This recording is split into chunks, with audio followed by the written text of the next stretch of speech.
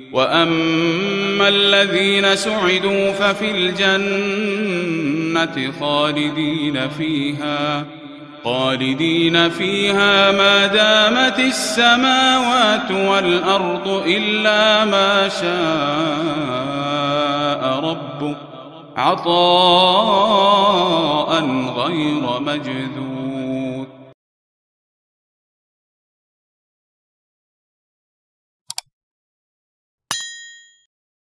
بسم اللہ الرحمن الرحیم نحمدہ ونصلی علی رسولہ الکریم اما بعد.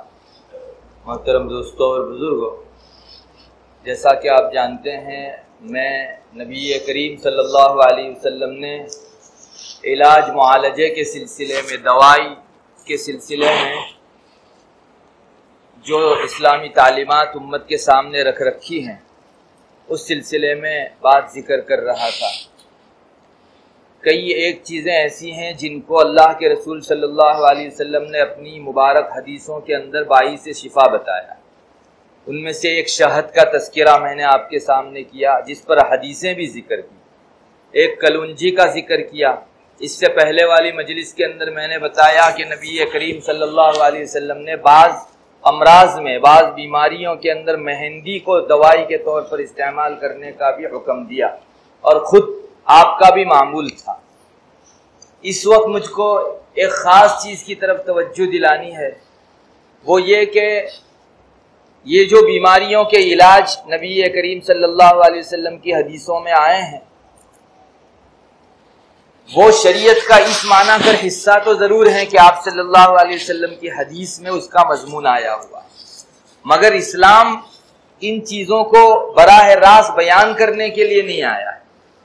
نبی کریم صلی اللہ علیہ وسلم کی بعثت کا اصل مقصد تو آخرت کی کامیابی کے لیے راہ بتانا، اور وہاں کون سی چیزیں انسان کو نقصان دیتی ہے اور کون سی چیز نفع بخش ہے، ان چیزوں کو بتانا تھا.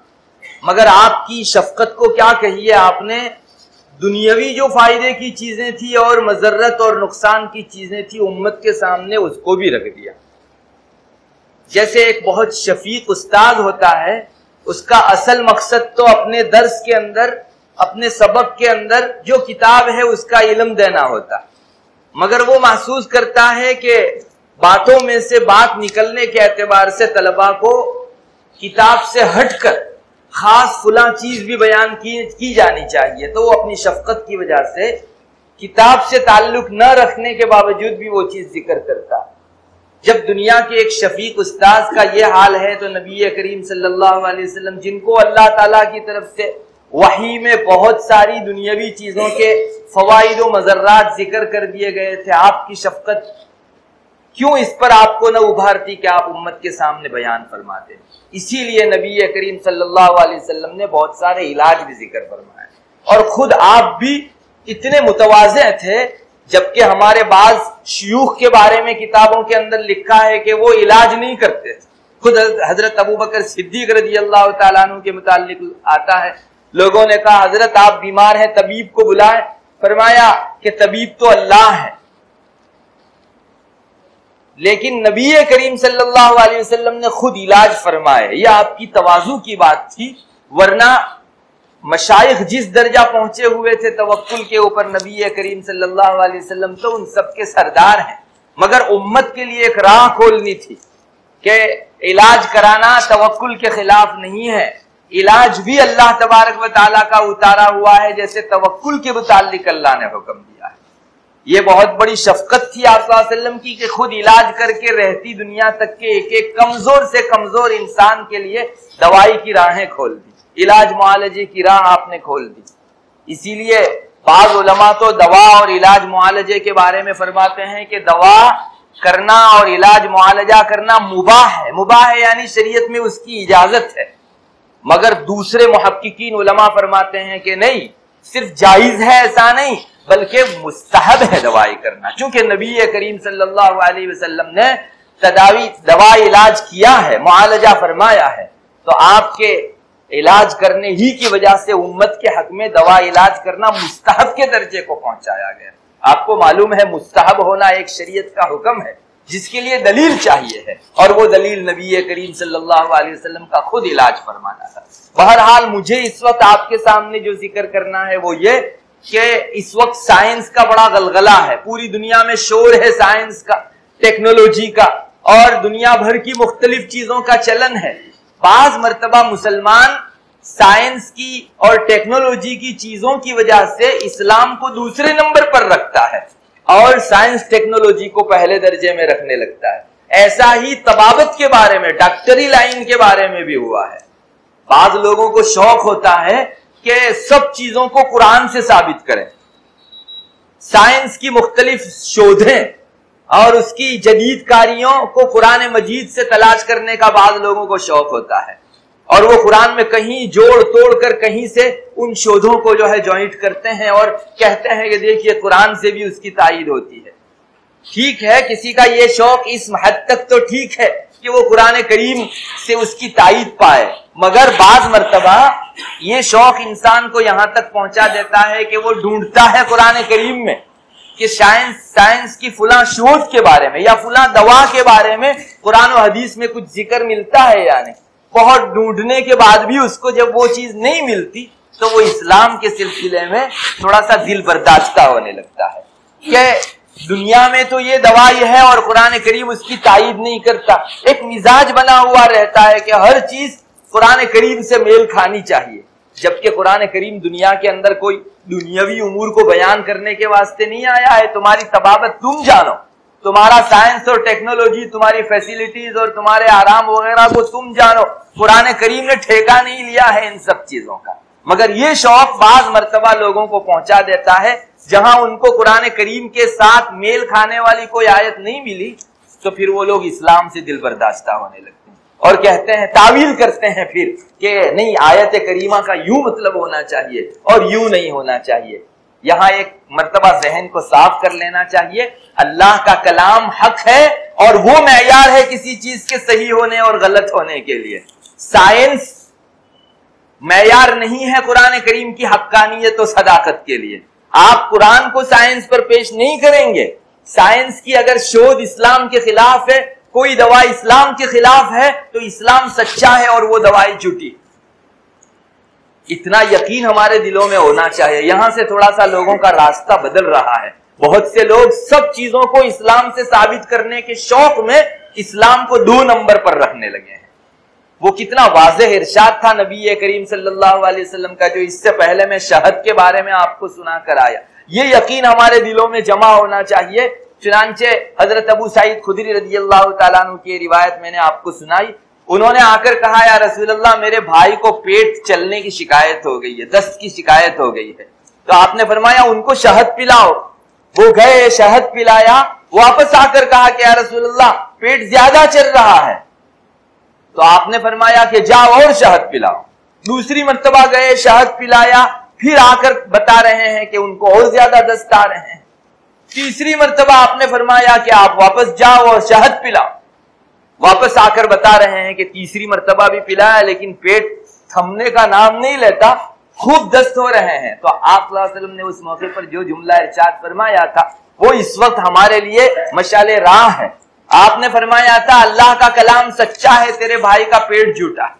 अल्लाह ने एक मर्तबा कुरान करीम में फरमा दिया कि शहद में शिफा है, चाहे दुनिया के नक्शे उस हकीकत के खिलाफ हमको नजर आए, मगर कुरान की हक्कानियत पर कोई हर्फ नहीं आ सकता। इसके पेट का झूठापन वो शहद को फायदा नहीं करने देता, वरना कुरान करीम की हक्कानियत अपनी जगह सच है। बहुत से लोग आज इस चीज में पड़े हुए हैं कि सब चीजों का कुरान करीम से जो है उनको हल तलाश करने का और सब चीजों का जो है एक दूसरे के साथ मेल खाएं, इस किस्म का शौक लोगों को है, जबकि ये एक गलत सोच है। इसने बहुत ज्यादा मुसलमानों में खराबी भी बपा की है। आपने भी देखा होगा, ये योगा निकला हुआ है इस वक्त। बहुत से लोग योगा को इस्लाम में तलाश करते करते नमाज तक पहुंचे और कहने लगे कि नमाज भी एक किस्म का योगा है। अलियाज़ु बिल्लाह, क्या नमाज इसलिए मशरू की गई थी कि इंसान उससे वर्जिश करे? मुझे याद है आज से चंद सालों पहले हमारे यहाँ वेस्मा में एक स्टूडेंट कैंप लगा था, तो वहां बहुत सारे हजरात अहले इल्म ने भी बयान किया। एक डॉक्टर साहब भी थे, वो खड़े हुए, ऑर्थोपेडिक थे वो, तो खड़े होकर इन्होंने कहा कि सबसे بہترین اگر کوئی کثرت و ورزش ہو سکتی ہے وہ نماز ہے. انسان کے سارے جوڑوں کے اندر اس کا اثر پہنچتا ہے اور کوئی جوڑ جو ہے ورزش سے اسلام نماز میں خالی نہیں رہتا. پوری تقریر اس کے اوپر انہوں نے کی, شاید بہت سو نے داد بھی دی ہوگی, لیکن اس کے بعد ہمارے ایک استاذ کا نمبر تھا, انہوں نے کھڑے ہو کر سیدھا یہیں سے شروع کیا کہ میرے بھائیوں نماز کوئی ورزش نہیں ہے, اس میں اگر آپ کے بدن کو ورزش کا فائدہ ہوتا ہے تو وہ 2 نمبر پر ہے, نماز ہرگز ورزش نہیں ہے, وہ اللہ تبارک و تعالیٰ کی عبادت ہے. خبردار جو کسی نے نماز کے اندر یہ نیت کی کہ میرے اعضاء کو ورزش کا فائدہ حاصل ہوگا, یہاں خلوص کے خلاف ہے. آپ نماز صرف اللہ کے لیے کریں گے, اپنے بدن کے لیے بھی نہیں, کسی اور کے لیے بھی نہیں. یہ خلوص کے خلاف ہے کہ آپ ورزش کی بھی اس میں نیت کرو. بہت زبردست انہوں نے جو ہے یہ بات ذکر کی تھی. اس سے اندازہ ہوتا ہے کہ ہر چیز میں میچ ہونا اور ایک دوسرے کے ساتھ میل کھانے کا اور کرنے کا جو مزاج ہمارے درمیان میں ہے وہ صحیح نہیں ہے. اس لیے اس بات کی ضرورت ہے کہ طب کے سلسلے میں آپ صلی اللہ علیہ وسلم کی ان حدیثوں کو معیار بنایا جانا چاہیے اور آج کے سائنس کو اس کا تابع بنایا جانا چاہیے, ورنہ یہ بدمزاجی آگے پھیلتے پھیلتے انسان کو بہت دور پہنچا دیتی ہے. اسلام کے احکام کے سلسلے میں اس کا یقین ڈاواڈول ہونے لگتا ہے, اور یہ اتنا بڑا نقصان ہے کہ شاید شیطان اتنا بڑا نقصان وسوسہ ڈال کر نہیں کر سکتا, کیونکہ یہ سیدھے ایمان سے تعلق رکھنے والی چیز ہے. انسان کا یقین اگر اللہ کی آیات اور نبی کریم صلی اللہ علیہ وسلم کی حدیثوں کے بارے میں ڈاواڈول ہونے لگے, اس سے بڑا نقصان اور کیا ہو سکتا ہے. ایک دوسری خرابی اس مزاج سے یہ پیدا ہو رہی ہے کہ ہم لوگوں کے یہاں آئیڈیل اور نمونہ یہ ٹیکنالوجی بن گئی ہے, اور قرآن کریم دوسرے نمبر کے اوپر, اسلام دوسرے نمبر کے اوپر آ گیا ہے. اسی بدمزاجی کی وجہ سے آپ دیکھیں گے اسلام آج سے 1400 سال پہلے سے پکار کر کہتا تھا کہ داڑھی رکھنا نبی کریم صلی اللہ علیہ وسلم کی سنت ہے, مگر کتنے نوجوان تھے کہ جنہوں نے داڑھی اللہ کے رسول کی سنت ہونے کی حیثیت سے نہیں رکھی, مگر جب مغربیت کی فیشن کی حیثیت سے داڑھی آئی تو لوگوں نے اس کو جو ہے فیشن کی حیثیت سے اپنانا شروع کر دیا.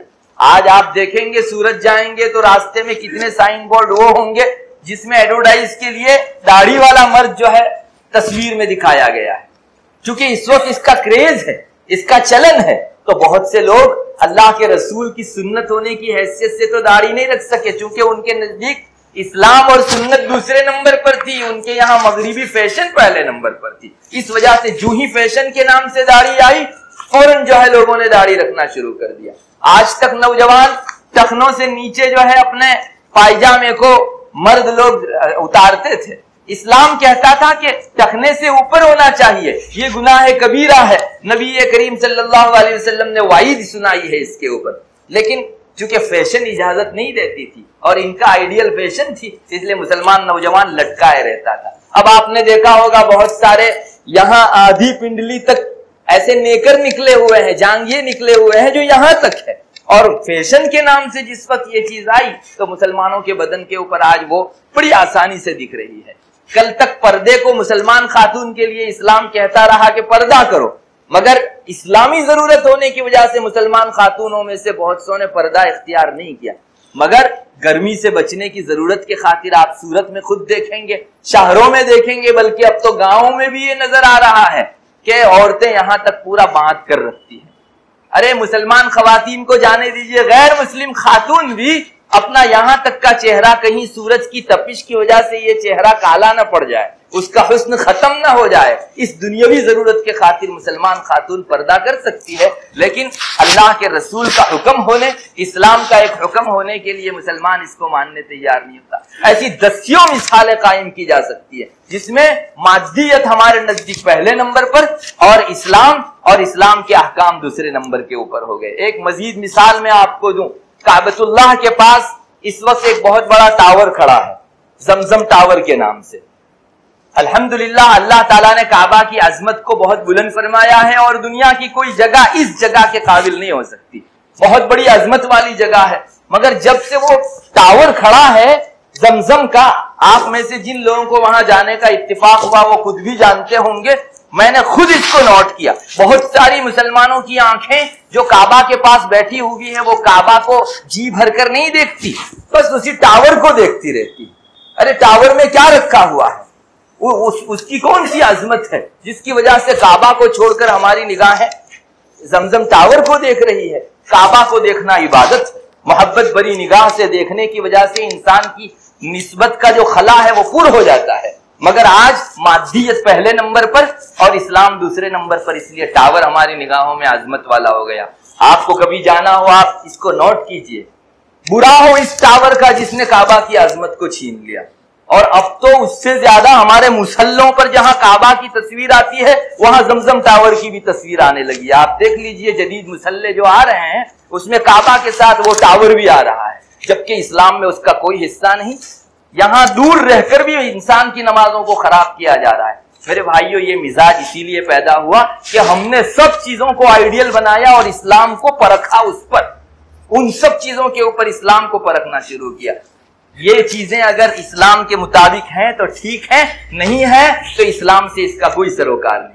اس مزاج کو بنانے کی ضرورت ہے، ورنہ زندگی کے مختلف گوشوں میں مسلمان اور بھی ٹھوکر کھا سکتا ہے۔ اللہ کرے طبابت کے بارے میں ہماری جو بدمزاجی ہے کہ دوائیوں کے اوپر قرآن کو پرکھتے ہیں اور دوائیوں کے اوپر سنت کو پرکھتے ہیں، اگر وہ دوائیاں اور علاج معالجے کے مطابق سنت ٹھہرتی ہے تو جی ٹھنڈا ہوتا ہے، اور نہیں ٹھہرتی تو ان کا یقین ڈاواڈول ہو جاتا ہے۔ اللہ تبارک و تعالیٰ اس بری صفت سے ہماری حفاظت فرماوے۔ وآخر دعوانا الحمدللہ۔